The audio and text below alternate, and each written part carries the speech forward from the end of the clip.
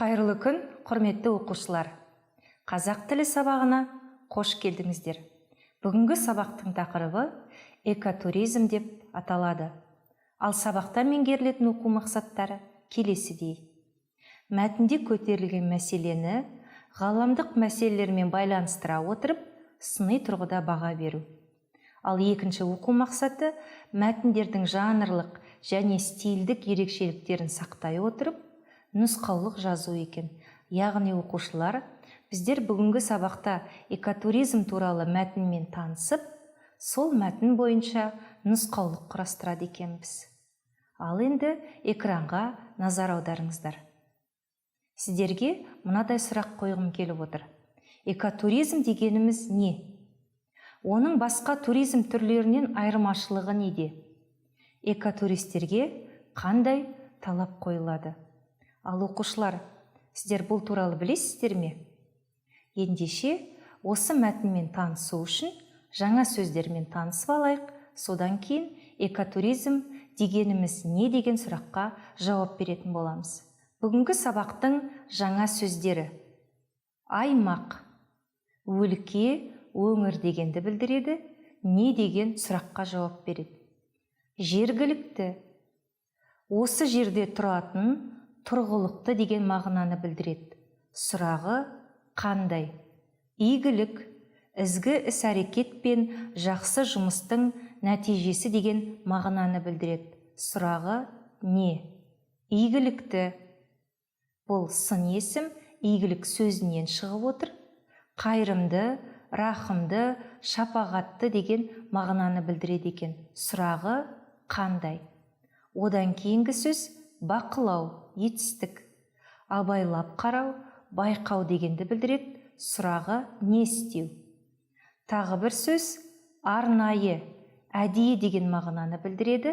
Ал енді соңғы сөзге келетін болсақ, әл-ауқат, қал-жағдай, тұрмыс деген мағынаны білдіреді. Не деген сұраққа жауап береді екен. Ал енді оқушылар, экранға назар аударыңыздар. Мен мәтінді оқимын, сіздер де бірге оқып отырыңыздар. Экотуризм салыстырмалы түрде табиғаты бұзылмаған аймақтарға жасалатын, жергілікті халықтың жағдайын жақсарту және қоршаған ортаны қорғауға бағытталған жауапкершілігі мол сапарлар. Мұндай аймақтарға қорықтар, табиғи ұлттық саябақтар, қорықшалар және тарихи орындар жатады. Экотуризмнің басты қағидаттары: адам аяғы баспаған, табиғи қалпы жақсы сақталған аймақтарға саяхаттау. Екіншісі, саяхат кезінде өркениет, технология игіліктерін барынша аз пайдалану. Үшіншісі, экологиялық тұрғыда игілікті істермен айналысу. Соңғысы, тұтынатын қызметтерді жергілікті халықтан сатып алу, яғни экономикалық қолдау көрсету. Саяхат барысында экотуристер көрікті жерлерді тамашалап, өсімдік пен жануарлар әлемін сырттай бақылай алады. Алайда табиғи ортаны қорғау үшін оларға қатаң тәртіп белгіленген. Яғни арнайы белгіленген жолды пайдалану, өсімдіктерді жұлмау, орманда шуламау, қоқысты лақтырмау және тағы басқалары. Бұл ережелер экологиялық туризмді дамытудың басты талабы. Сонымен қатар, экотуризм жергілікті тұрғындардың әл-ауқатын жақсартуға, ұлттық дәстүрі мен әдет-ғұрыптарын қайта жаңғыртуға, ұлттық өнерді өркендетуге мүмкіндік береді екен. Оқушылар, енді осы мәтін бойынша сұрақтарға жауап беріп көрейік. Экранға назар аударыңыздар. Бірінші сұрақ: экотуризм қандай аймақтарда ұйымдастырылады? Екінші сұрақ: экотуризмнің басты қағидаттары қандай? Ойланып көрейік.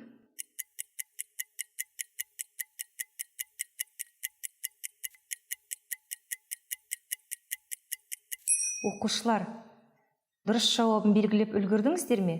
Ендеше салыстырып көрейік. Бірінші сұрақтың жауабы: экотуризм қандай аймақтарда ұйымдастырылады?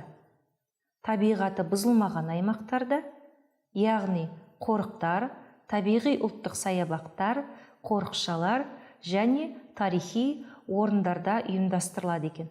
Екінші сұрақтың жауабы: экотуризмнің басты қағидаттары қандай?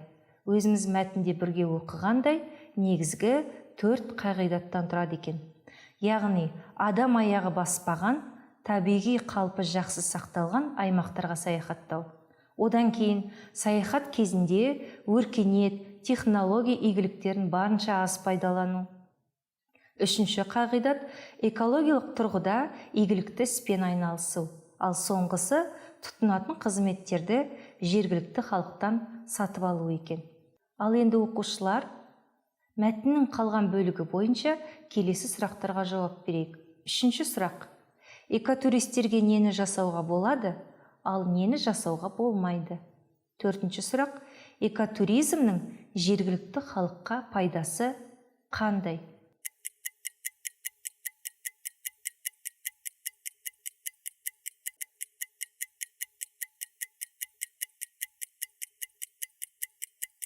Ал енді оқушылар, дұрыс жауапты салыстырып көрейік. Үшінші сұрақтың жауабы: экотуристерге нені жасауға болады екен?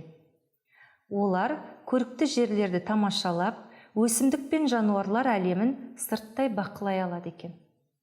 Ал қандай қатаң тәртіпке бағыну керек екен? Яғни олар арнайы белгіленген жолды пайдаланып, өсімдіктерді жылмау қажет екен. Орманда шуламау керек және қоқысты лақтырмау қажет екен.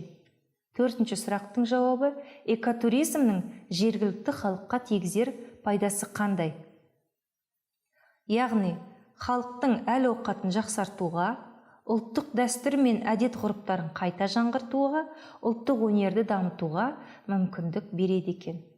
Оқушылар, сіздердің де жауаптарыңыз дұрыс болды деп ойлаймын. Енді ары қарай тапсырмамызды орындайық. Ал енді оқушылар, мәтін бойынша келесі сұраққа жауап беріп көрейік. Экотуризмді дамыту қандай ғаламдық мәселелерді шешуге көмектеседі? Өздеріңіз білетіндей, ғаламдық мәселелер бұл жер шарында тұратын барлық халыққа ортақ мәселелер екен.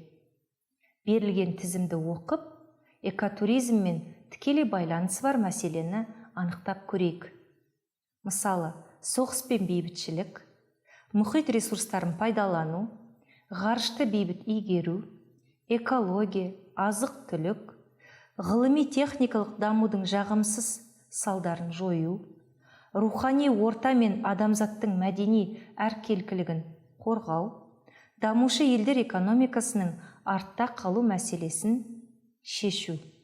Осының қайсысы экотуризммен тікелей байланысы бар? Қалай ойлайсыздар?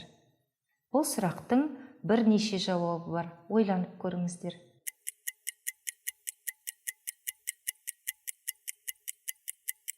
Оқушылар, жауабын белгілеп үлгердіңіздер ме? Ендеше бірге салыстырайық. Яғни экотуризм келесі мәселелерді шешуге көмектеседі екен. Ол оның мәтінде көрсетілген басты қағидаттарынан шығып отыр. Бірінші, экология мәселесін шешуге көмектеседі. Екінші, ғылыми-техникалық дамудың жағымсыз салдарын жоюға көмектеседі.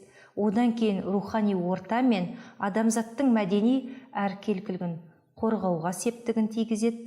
Ал соңғысы, дамушы елдер экономикасының артта қалу мәселесін шешуге көмектеседі екен. Енді оқушылар, осы мәтін бойынша нұсқаулық құрастырып көрейік.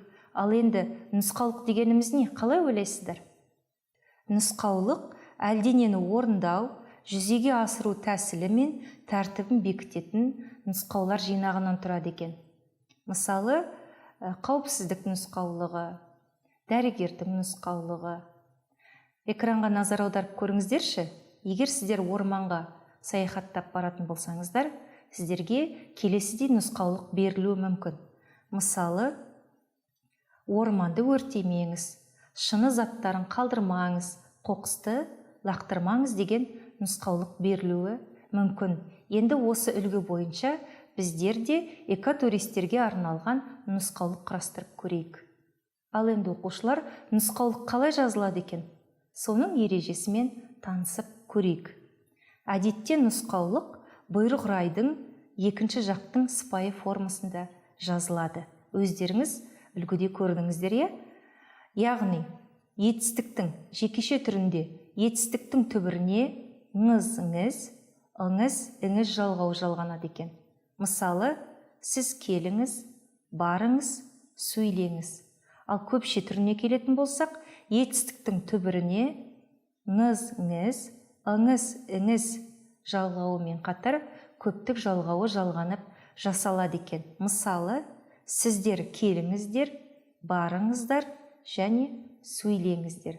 Ал енді оқушылар экотуристерге арналған нұсқаулық құрастыру үшін келесі тапсырмамен танысып көрейік. Сіздерге мәтінде экотуристерге арналған ереже туралы ақпарат берілген болатын. Енді осыны қайтадан танысып оқып көрейік. Алайда табиғи ортаны қорғау үшін оларға қатаң тәртіп белгіленген. Яғни, арнайы белгіленген жолды пайдалану, өсімдіктерді жұлмау, орманда шуламау, қоқысты лақтырмау. Енді оқушылар кестеде берілген ереже бойынша осы сөздерді нұсқаулыққа айналдырып көріңіздер.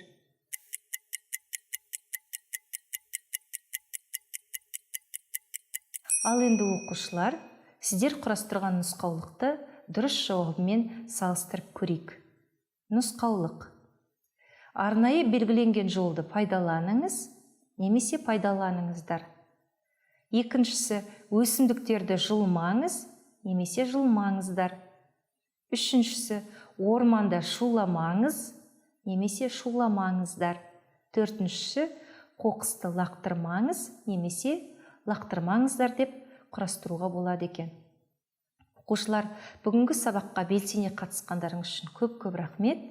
Келесі сабаққа дейін қош, сау болыңыздар.